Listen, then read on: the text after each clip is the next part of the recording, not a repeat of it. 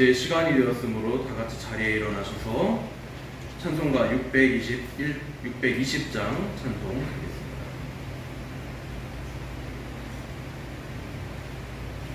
찬송가 620장 여기에 모인 우리 찬송하겠습니다.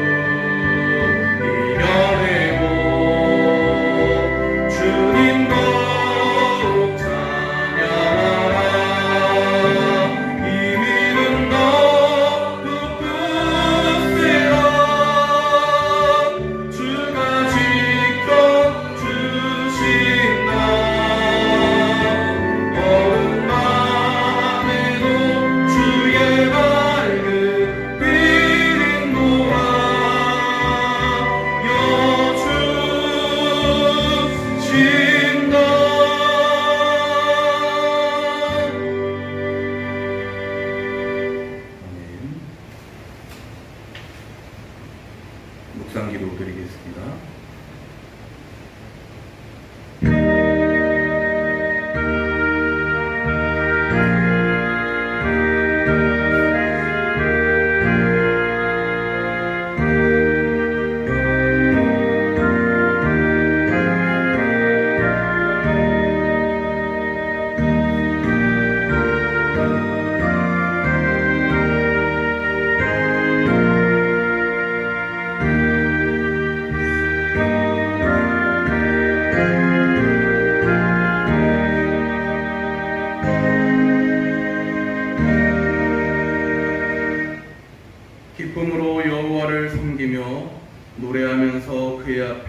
나아갈지어다.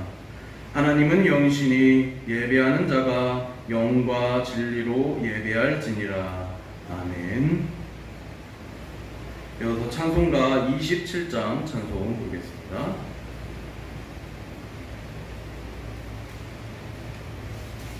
찬송가 27장 빛나고 높은 보좌와 찬송 부르겠습니다.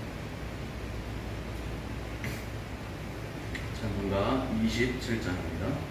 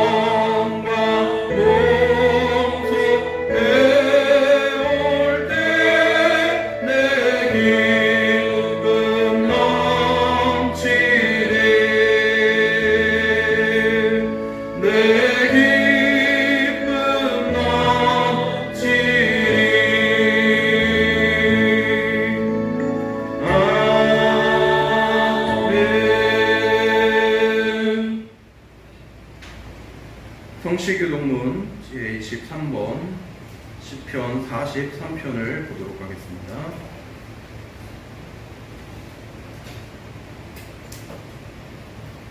교동문 23번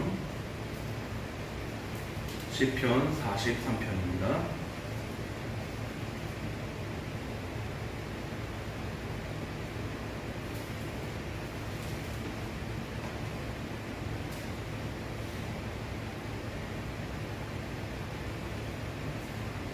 성시교동문 23번 시편 43편 교독하도록 하겠습니다. 하나님이여 나를 판단하시되 경건하지 아니한 나라에 대하여 내 송사를 변호하시며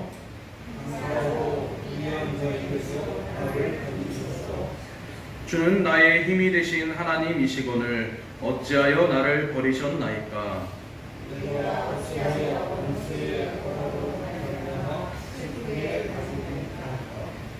주의 빛과 주의 진리를 보내시어 나를 인도하시고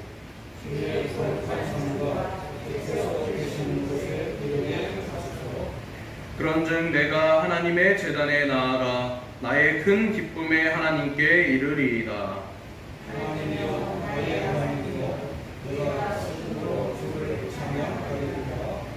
내 영혼아 내가 어찌하여 낙심하며 어찌하여 내 속에서 불안해하는가.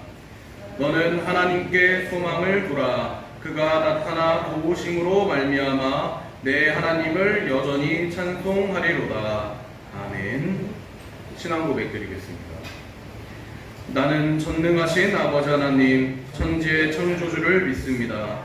나는 그의 유일하신 아들 우리 주 예수 그리스도를 믿습니다. 그는 성령으로 잉태되어 공정녀 마리아에게서 나시고 본디오 빌라도에게 고난을 받아 십자가에 못 박혀 죽으시고 장사된 지 사흘 만에 죽은 자 가운데서 다시 살아나셨으며 하늘에 오르시어 전능하신 아버지 하나님 우편에 앉아 계시다가 거기로부터 살아있는 자와 죽은 자를 심판하러 오십니다. 나는 성령을 믿으며 거룩한 공교회와 성도의 규제와 죄를 용서받는 것과 몸의 부활과 영생을 믿습니다. 아멘. 이제 다 같이 자리에 앉으셔서 찬송가 342장 찬송 부르겠습니다. 찬송가 342장 찬송 부르시고 배경순 집사님 대표기도 인도해 주시겠습니다.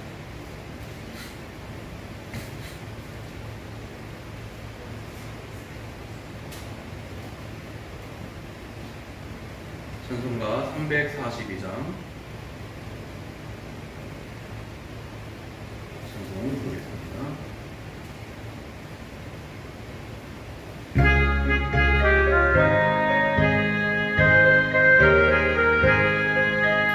너 시험을 당해 죄 짓지 말고 너 용기를 다해 못 물리치라. 너 시험을 이겨 새 힘을 얻고 주 예수를 믿어 늘 승리하라. 우리 구주의 힘과 그의 위로를 빌라. 주님 내 편에 서서 항상 도우시리. 내 친구를 삼가 잘 선택하고 언행을 삼가 늘 조심하라.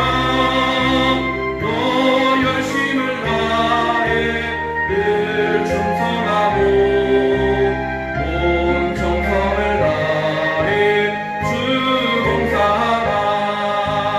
우리 우주의 힘과 그의 위로를 빌라. 주님 내 편에 서서 항상 도우시리.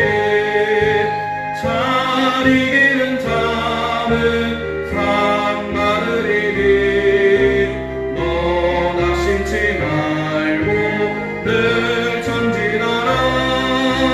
내 구세주 예수 힘 주시리니 주 예수를 믿어 늘 승리하라. 우리 우주의 힘과 그의 위로를 빌라. 주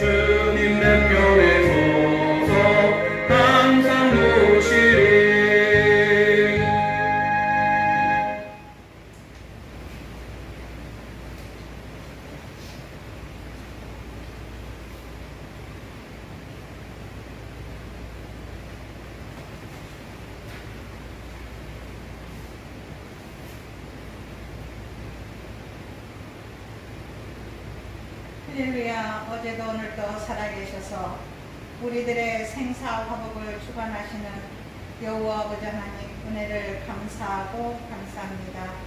오늘도 주의 거룩한 날 저희들 부족하지만 하나님의 성전에 달려나와 하나님을 아버지라 부르며 예배할 수 있도록 이끌어주신 성령 하나님 감사를 드립니다. 이 한 시간도 저희들 몸과 마음과 정성을 다하여서 우리 하나님이 기뻐하시는 산 제사를 드리는 귀한 시간이 되도록 성령 하나님 이끌어 주시옵소서. 또한 이 시간도 말씀을 들고 서신 사자 목사님 붙들어 주시고 아버지 그 입술로 나오는 말씀들이 우리의 심령밭에 떨어질 때에 100배, 60배, 30배 결실할 수 있도록 도와주시옵소서. 또한 저희들 그 말씀으로 이 세상을 나아가 아버지 하나님 정말 말씀으로 승리하는 삶, 기도로 승리하는 삶이 되어서 온전히 우리 하나님이 기뻐하시는 삶을 살아가는 저희들 되게 하여 주시옵소서. 아버지 하나님 정말 이 나라 이 민족이 지금 말할 수 없이 어려운 상태에 있습니다. 아버지 이 고난을 잘 극복할 수 있도록 이 나라의 지도자에게 참 지혜를 허락하여 주시옵소서. 또한 저들에게 아버지 이 백성을 사랑하는 마음으로 온전히 공직에 임할 수 있는 공직자들이 또한 되도록 인도하여 주시옵기를 간절히 바라오고 원합니다. 그리하여서 우리 민족이 우리 나라가 아버지 모든 민족 앞에 뛰어난 민족이 되게 하시고 하나님이 기뻐하시는 이 민족이 될 수 있도록 하나님 이 민족을 축복하여 주시옵소서. 모든 말씀 사랑 많으신 예수님 이름으로 기도드렸습니다.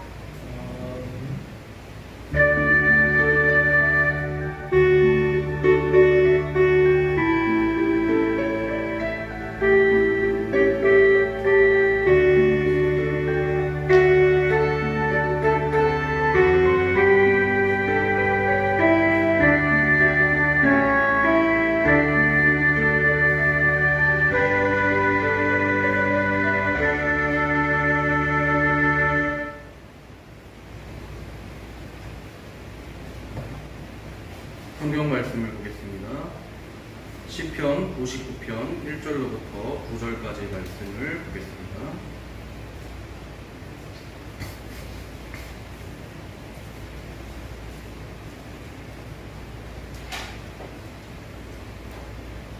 시편 59편 1절로부터 9절까지 말씀입니다.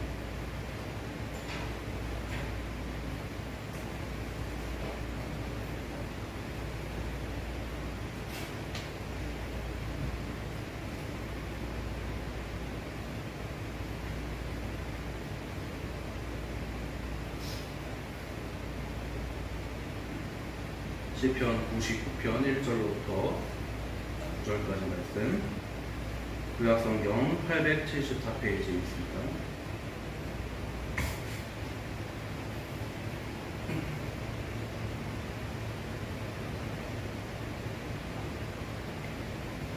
시편 99편 1절로부터 9절까지 말씀 제가 공독하도록 하겠습니다.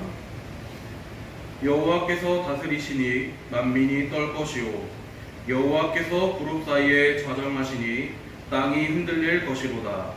시온에 계시는 여호와는 위대하시고 모든 민족보다 높으시도다.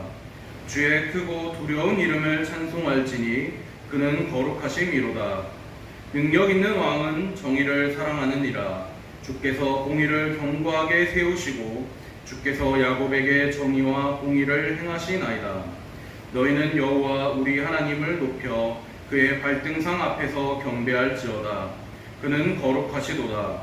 그의 제사장들 중에는 모세와 아론이 있고 그의 이름을 부르는 자들 중에는 사무엘이 있도다. 그들이 여호와께 간구함에 응답하셨도다. 여호와께서 구름 기둥 가운데서 그들에게 말씀하시니 그들은 그가 그들에게 주신 증거와 율례를 지켰도다.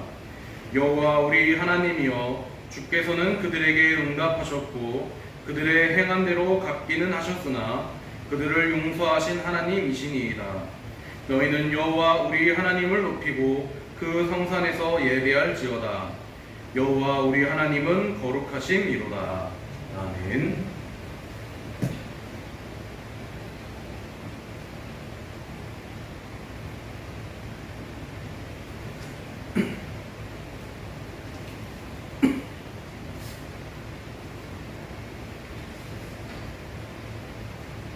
하나님을 믿는 우리 성도들에게 있어서 하나님이 어떠한 분이신지를 아는 것은 대단히 중요합니다. 이미 우리는 하나님에 대해서 많이 듣고 많이 배웠을 것입니다. 온 세상의 창조자이시고 유일하신 신이시며 위대하시고 지금도 천하 만물을 다스리시는 분입니다. 오늘 읽은 시편 99편은 그러한 하나님의 속성 중에 하나인 거룩함을 노래하고 있습니다. 9절밖에 안 되는 짧은 시편이지만 주님은 거룩하시다라는 이 고백이 3번이나 등장을 합니다. 하나님이 거룩하시다는 의미, 그것은 그저 하나님에게는 죄나 악이 없이 완벽하시다라는 그러한 의미만이 있는 것이 아닙니다. 시편 99편 4절에서 하나님의 거룩하심에 주목하며 언급하고 있습니다. 능력 있는 왕은 정의를 사랑하시느니라. 주께서 공의를 견고하게 세우시고 주께서 야곱에게 정의와 공의를 행하시나이다. 시편 기자는 여기서 하나님의 능력이 천지를 창조하신 것에 있다고 하지 않습니다. 공의를 가르시고 오병이어의 기적을 행하시고 죽은 자를 살리신 것도 그 안에 있다고도 하지 않았습니다. 오늘 시편 기자는 하나님의 능력이 정의를 사랑함에 있다고 하였습니다. 이것이 하나님께서 세상의 다른 신들과 다른 차이점입니다. 하나님께서 정의를 사랑하신다는 이 말은 정의를 중요하게 여기신다, 법을 만드시고 철저히 지키신다, 옳고 그른 것을 분명히 판단하신다, 이러한 의미가 아니라 하나님께서 사랑하시는 대상, 오직 그 대상은 사람뿐이라는 것입니다. 그러므로 하나님께서 정의를 사랑하는 것 역시 사람을 사랑하기 때문입니다. 하나님께서 우리를 보실 때에 거룩한 자냐, 죄인이냐 이렇게 판단하시는 것이 아니라 죄인을 거룩하게 하시기를 기뻐하신다는 의미입니다. 그래서 우리는 거룩하신 하나님 앞에 나아갈 수 있는 것입니다. 시편 기자는 하나님께서 공평의 기초를 놓으시고 야곱에게 공의와 정의를 행하게 하신다고 이야기합니다. 그 말은 하나님께서 단순하게 공평, 공의, 정의를 목표로 삼으셨다는 말씀이 아닙니다. 세상이 정의로운 세상이 되어서 억울한 사람, 소외된 사람, 멸시받는 사람이 없게 하려 하신다는 것입니다. 하나님은 거룩하시지만 그의 관심은, 하나님의 관심은 언제나 사람에게 있습니다.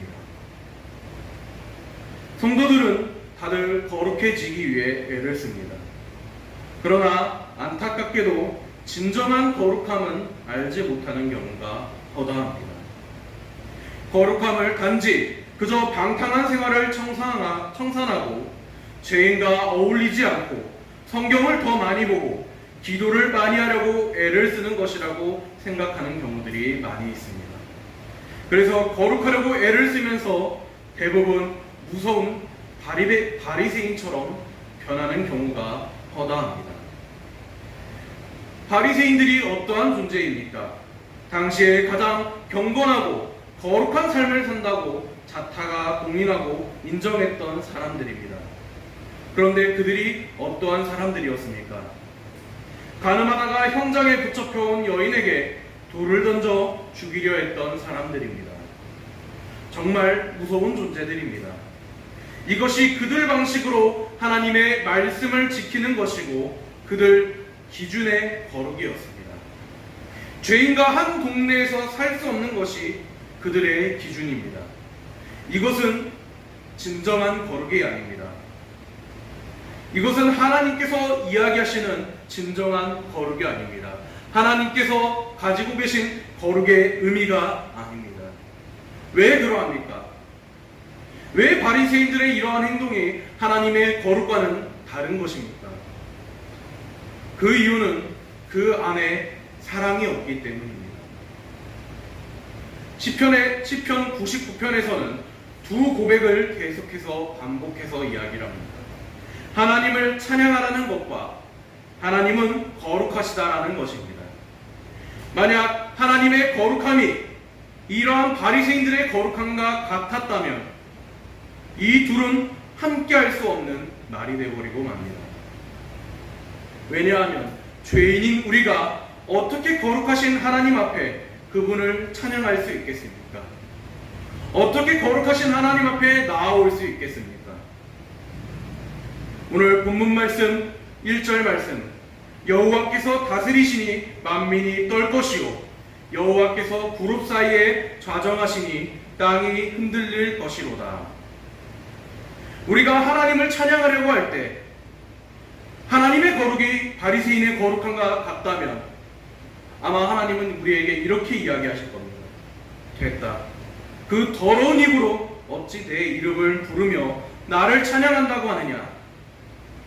하나님의 거룩하심이 바리새인들이 생각하는 이 거룩함과 동일하다면 하나님께서 우리에게 들려주실 말씀은 이러한 대답뿐이 없습니다.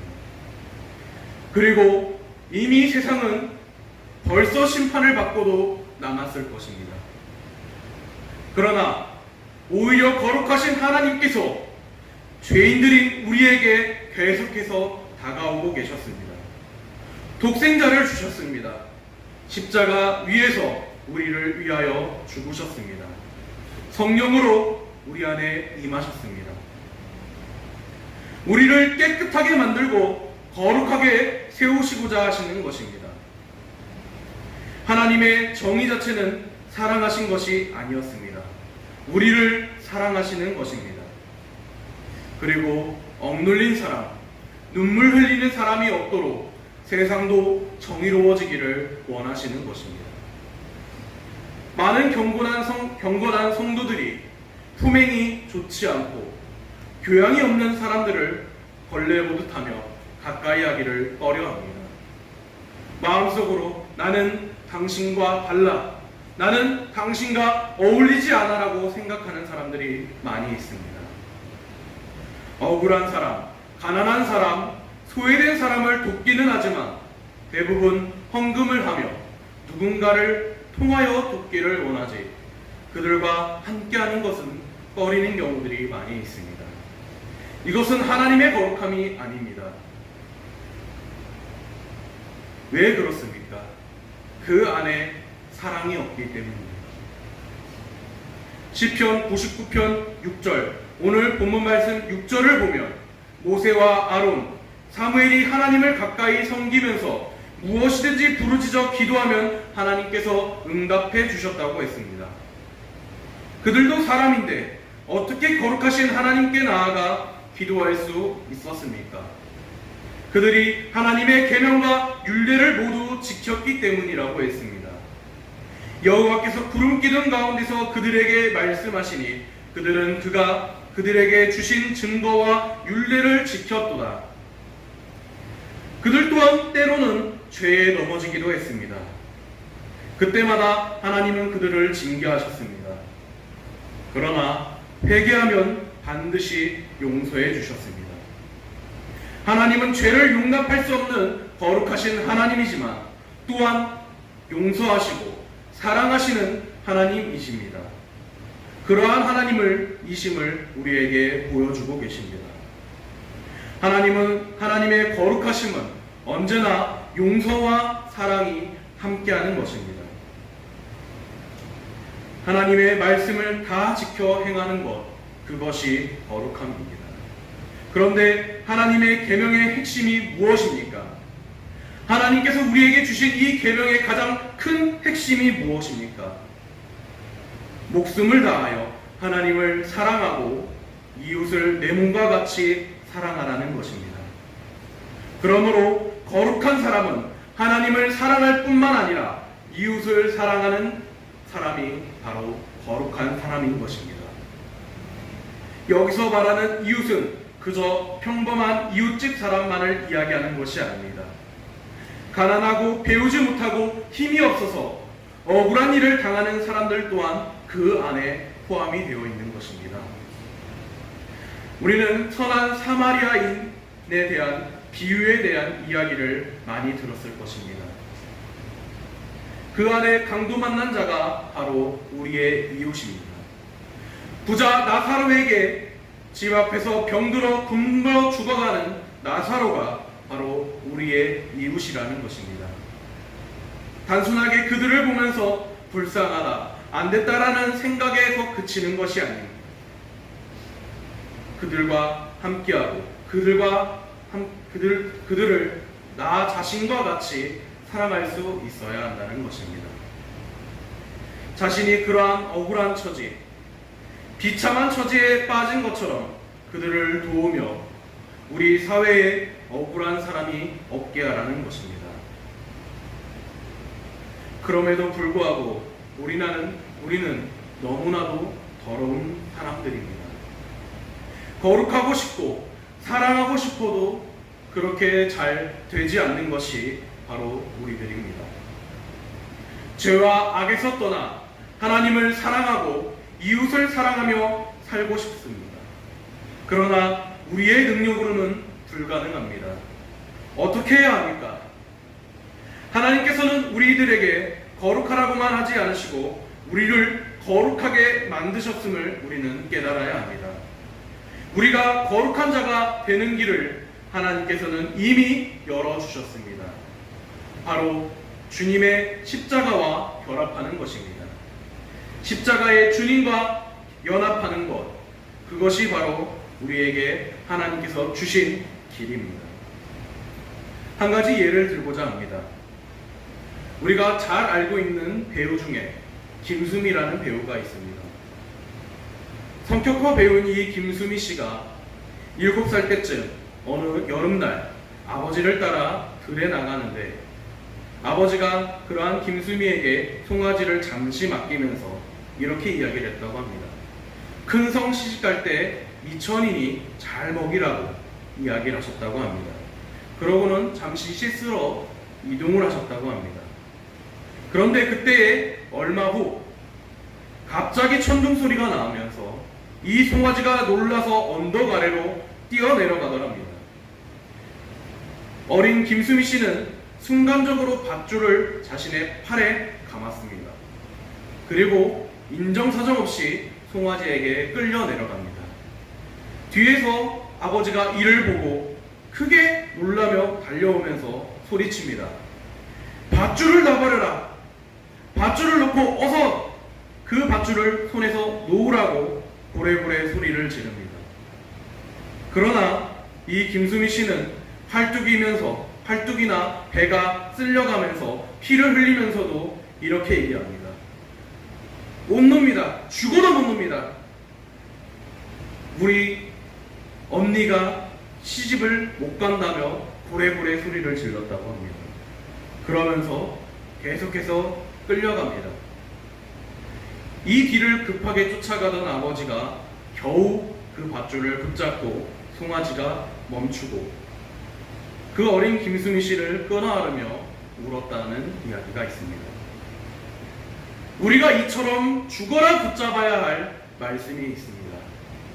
고린도전서 1장 30절 말씀에 보면 너희는 하나님으로부터 나서 그리스도 예수 안에 있고 예수는 하나님으로부터 나와서 우리에게 지혜와 의로움과 거룩함과 구원함이 되셨으니 우리가 거룩하게 되는 일은 이미 끝났습니다. 이미 이루어졌습니다. 우리는 이미 의로워졌고 이미 거룩해졌습니다.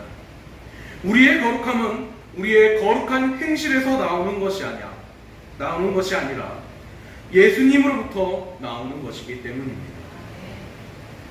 모든 것은 더러운 것과 접촉하면 더러워집니다. 그러나 우리가 주님과 연합하면 주님이 더러워지는 것이 아니라 우리가 거룩해집니다. 이것이 우리가 경험하는 가장 놀라운 하나님의 역사이자 가장 큰 거룩한 성도로 사는 비밀입니다. 세상신을 믿는 사람들은 무언가 크고 웅장하며 무엇인가 신비로운 신전과 그러한 신상을 쫓아 그러한 어떠한 신성을 경험하고자 하는 사람들이 많이 있습니다. 그러나 하나님은 이와 정반대로 하셨습니다. 하나님께서 당신의 백성 안에 임하신 것입니다. 성령을 우리 안으로 보내주심으로 우리를 거룩하게 만드시고 하나님의 말씀대로 살게 하셨습니다. 이것은 정말 놀라운 일입니다. 이러한 종교가 없습니다. 이것이 우리가 거룩한 성도로 사는 비밀입니다. 우리는 이러한 놀라운 복음을 실제 삶에서 누려야 될 줄로 믿습니다. 우리는 이미 주님과 연합한 사람들입니다. 주님은 우리의 마음에 임하셨습니다. 우리는 주님과 동행하기를 갈망해야 합니다. 그런데 주님과 하나 되는 것만 갈망하다 보면 세상은 너무나 타락하고 억울한 사람은 너무나 많은데 그들에게 아무런 관심이 없고 자기만 경건하고 자기만 거룩하다고 만족하는 사람들이 된다고 우려하는 그러한 사람들도 간혹 있습니다. 그러나 중요한 것은 우리가 정말 주님과 하나 되고 동행한다면 하나님처럼 정의를 사랑하게 된다고 저는 생각합니다. 전에는 자기 자신만 생각하고 살았지만 주님과 동행하면 가난하고 소외된 이들을 돕게 됩니다. 우리가 그토록 사모하는 주님은 결탄코 소외되고 가난하고 억울한 자들을 그냥 내버려 두셨던 분이 아니시기 때문입니다. 그들의 친구이시기 때문입니다. 지지난주에 설교한 내용, 삭개오의 친구가 되어주시고 삭개오를 오늘 아브라함의 자손으로 인정해 주셨던 그러한 분이 바로 예수 그리스도이십니다. 한 가지 예를 들고 말씀을 마치고자 합니다. 박보영 목사님이라는 분이 있습니다. 이분이 39살에 목사가 되기로 결심하고서 자신이 목사가 되기를 오랫동안 기도했던 자신의 할아버지 박용인 목사님을 찾아갔습니다. 그때 늦었지만 목사가 되겠다는 손자를 기뻐하면서 해주신 말씀이 있습니다. 사랑할 수 없는 사람을 용서하게, 용서할 수 없는 사람을 용서하시게, 겸손하게 낮은 자리로 내려가서 섬기시게, 어떤 변명도 하지 마시게, 그리고 성자가 되시게. 이 말을 듣고 박보영 목사님은 1997년 경기도 완성에서 교회를 개척합니다. 교인이 한 사람도 없던 어느 날 밤늦게까지 교회에서 기도하고 집으로 들어가는데 3인조 강도가 자신의 집 안에 있었습니다. 현관문을 열던 목사님의 배와 목에 강도 3명이 칼을 들이댄 것입니다. 한데 이상하게도 목사님의 마음이 편안했다고 합니다. 그리고 이렇게 말했답니다. 날 찌르시오. 빨리 좋은 곳으로 가게. 일순간 침묵이 흘렀는데 서슬퍼런 강도들이 하나둘씩 칼을 내리고 고개를 숙이는 것이었습니다. 그들이 목사님 교회의 첫 교인이 되었고 그들이 데리고 온 안성 내에 있던 조폭, 전과자, 불량배들과 함께 살게 되었습니다. 하루는 목사님이 아파서 누워있는데 자신이 가장 사랑해준 아이가 살며시 들어오더니 목사님 지갑에서 돈을 꺼내가지고 나갔다는 것입니다. 나중에 그 아이가 다시 찾아왔을 때 이 목사님이 배신감이 너무 커서 너는 같이 있을 수 없으니 다른 곳으로 가라고 하면서 비상금으로 숨겨뒀던 돈까지 털어서 보내버렸다고 합니다. 그런데도 주말마다 찾아오는 그 아이를 보고 주님은 나를 위해 십자가도 지셨는데 나는 저 아이를 용서하지 못하나 하는 가책을 받아 그 아이를 용서하기로 하고 잠시나마 미워했던 것을 아이 앞에 무릎을 꿇고 용서를 빌었다고 합니다. 그리고 또 이런 일화가 있습니다. 의붓 아버지와 그 아들에게 성폭행을 당하고 버려진 여자아이를 데려다 키웠는데 이 아이가 중학교 3학년이 되었을 때 군대에서 휴가 나온 그 의붓 오빠 품에서 열흘간을 지내다가 성병에 걸렸다고 합니다. 학교 양호실에 가서 상담을 하다가 어찌하여 너에게 이러한 일이 벌어졌느냐고 추궁을 당하자 의붓 오빠 이야기를 하면 자신이 학교에 다닐 수 없을 것 같아 목사님께 당했다고 거짓말을 하였다고 합니다. 그로 인해 한동안 못된 목사로 누명을 쓰고 동네에서 손가락질을 당하였습니다. 그러나 그 아이가 학교에 다니지 못하는 일을 막기 위해 끝까지 자기가 했다고 그렇게 이야기하라고 신신당부하였다고 합니다. 한데 이 아이가 죄책감을 견디지 못하고 학교에 가서 진실을 말하며 이 목사님은 누명을 벗게 됩니다. 그리고 오히려 존경과 신뢰를 받게 되었습니다. 문제는 불황아들 말고는 단 하나밖에 없는 교인이었던 집사 내외가 이 아이를 내보내라고 요구하는 일이 벌어졌습니다. 저런 몹쓸 아이와 같이 자신들은 교회 생활을 할 수 없다는 것입니다. 그 아이를 내보내지 않는다면 자신들이 교회를 옮기겠다고 하면서 양자택일을 요구합니다. 목사님은 기도하며 고민하다가 집사님 내외부는 갈 수 있는 다른 교회가 많겠지만 이 아이는 이곳에서 버림받으면 갈 곳이 없으니 이 아이를 택하겠다고 했다고 합니다. 그 후 교회를 떠난 집사 내외가 경영하는 중국집에서 새벽기도 찾아가 마지막 신방을 하며 축복하며 그들을 떠나보냈다고 합니다. 성도 여러분, 이 박보영 목사님의 일화가 어떻게 들리십니까? 박 목사님은 누구보다도 옳고 그른 것이 분명했던 분입니다. 그는 거룩하게 살기를 갈망했습니다. 그러나 그것은 조폭이고 도둑질하고 방탕한 아이들을 버리는 그러한 일이 아니었습니다. 그들을 사랑하고 그들을 바로 설 수 있도록 도우라는 것임을 그는 알고 있었습니다. 그래서 불황아, 노숙자, 깡패, 도둑놈들로 구성된 교인들에게 온갖 수모와 매맞음과 고통을 당하면서도 그들을 사랑하는 마음으로 그들을 신학생, 목회자로, 어역한 대학생으로, 사회인으로 세워준 사람이 바로 이 목사님이었습니다. 이 박 목사님이 어떻게 그렇게 살 수 있었습니까?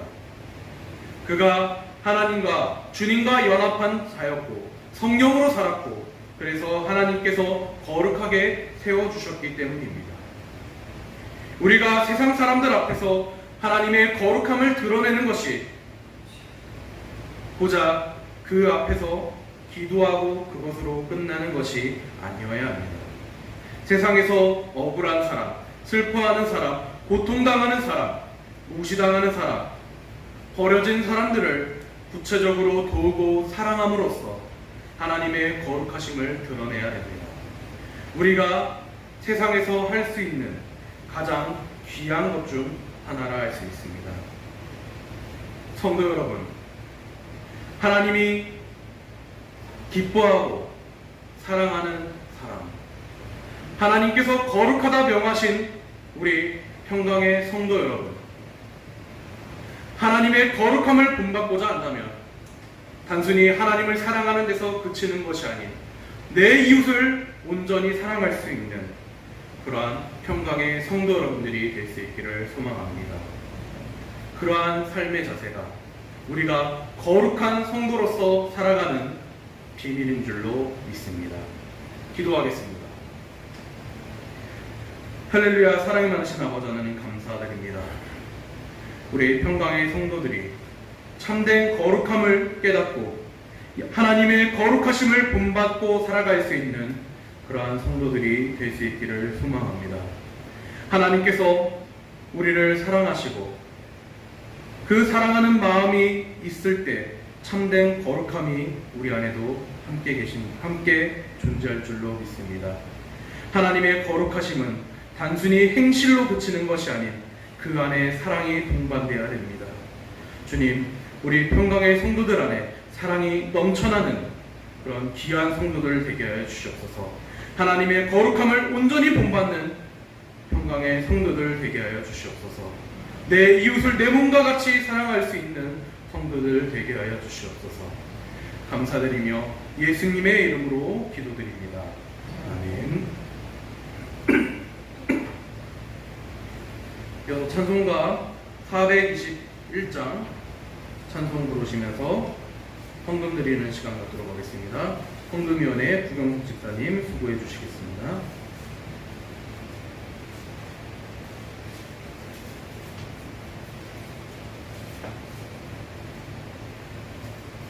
찬송가 421장 대제사함 받고서 보겠습니다.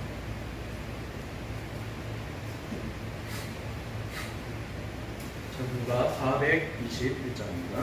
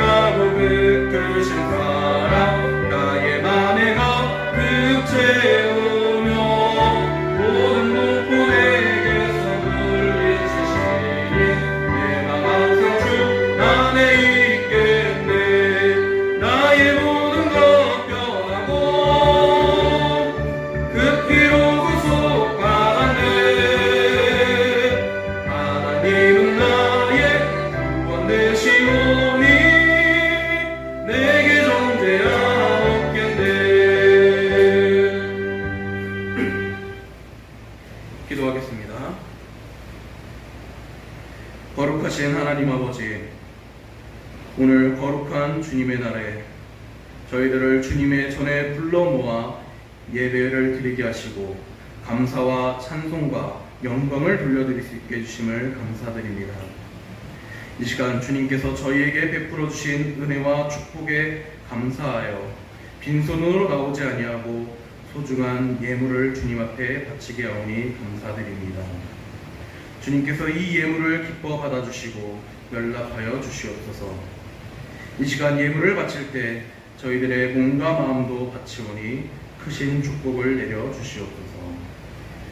각자의 처지와 형편에 따라 11조, 감사원금, 주일원금을 드렸사오니 바친 손길 위에 축복하셔서 저들의 가정과 사업이 날로 번창할 수 있도록 하여 주시고, 마음은 있으나 물질이 없어서 드리지 못한 이들에게 물질의 축복을 허락하여 주시고, 믿음이 약하여 인색한 마음으로 바치지 못한 자에게 바칠 수 있는 담대한 믿음을 허락해 주시옵소서. 이 예물이 쓰여지는 곳곳마다 주님의 복음의 역사가 일어나게 하여 주시옵고 주님의 영광만이 온전히 드러나게 하여 주옵소서. 하나님 아버지, 저희들이 세상에서 살아갈 때에 물질의 노예가 되지 않게 하여 주시고 온전히 주님만을 섬기며 살아갈 수 있도록 주님 도와주시옵소서. 예배의 남은 순서도 주님 앞에 맡겨드립니다. 이 모든 말씀 거룩하신 예수님 이름으로 기도드립니다. 아멘. 드려진 예물 온전히 하나님께서 연락하여 주실 줄로 믿습니다. 교회 소식을 보도록 하겠습니다.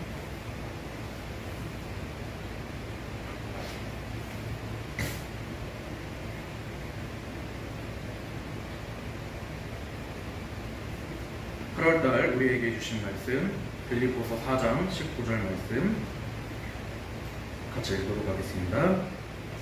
나의 하나님이 그리스도 예수 안에서 영광 가운데 그 풍성한 대로 너희 모든 쓸 것을 채우시리라. 빌립보서 4장 19절 말씀. 아멘. 8월 한 달도 말씀을 묵상하시면서 은혜 체험 나눌 수 있기를 바랍니다. 이번 주 공동기도 제목 같이 읽겠습니다. 하나님을 바로 알고 하나님의 뜻에 따르는 나라와 민족이 되게 하여 주옵소서. 아멘. 우리 대한민국이 이 나라와 이 민족이 온전히 하나님께서 사용하시는 귀한 역사의 한 페이지를 장식할 수 있는 그러한 나라와 민족이 될 수 있기를 소망하며 기도할 수 있는 한 주가 되시기를 바랍니다. 오늘은 15일, 내일 월요일은 광복절입니다. 그리고 다가오는 토요일 20일 오전 11시 노방전도 계속해서 이어나가도록 하겠습니다. 그리고 수요 예배에 참여에 힘써 주시기를 바랍니다. 코로나가 이제 조금 종식이 되면 약간 좀 잠잠해지면서 예배에 참여를 다시 이제 제약이 없어진 상황임에도 불구하고 예배 참여 인원이 많이 줄어들고 있는 현실입니다. 이제 예배 시간이 예배에 참여할 수 있는 그 모든 순간이 이제 다시금 회복되어야 될 순간인 줄로 믿습니다. 예배 참여에 힘써 주시기를 바랍니다.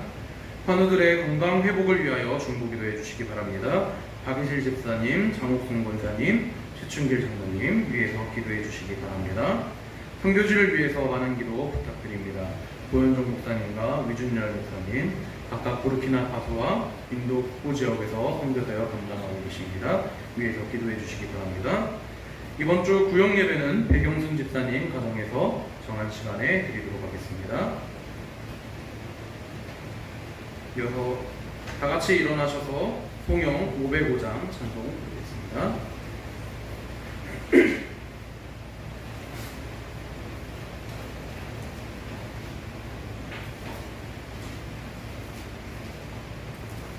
찬송가 505장 온 세상 위하여 찬송 드리겠습니다.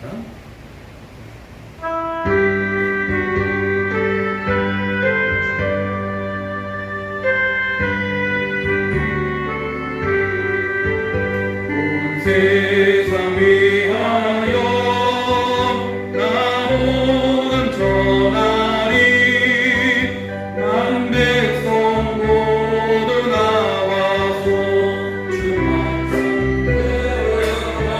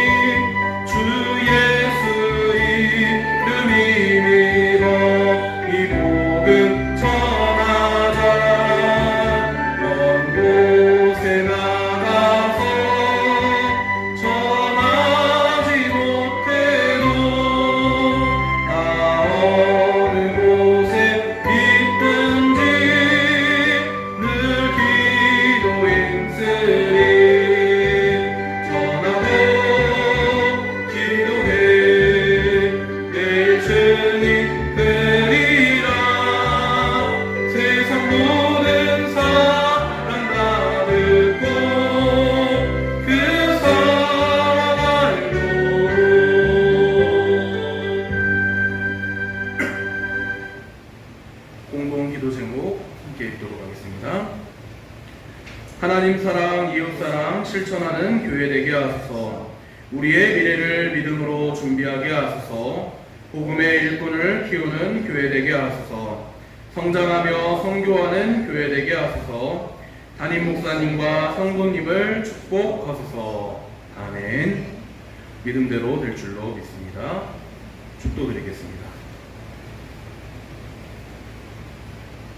이제는 우리 구주 예수 그리스도의 은혜와 하나님 아버지의 사랑하심과 성령님의 인도 내재 축복하심이 오늘 평강의 성도님들 머리 위에와 모든 가정과 자녀와 생업 위에 이 나라와 이 민족 위에 이제로부터 영원토록 함께 하시기를 간절히 축원하옵나이다.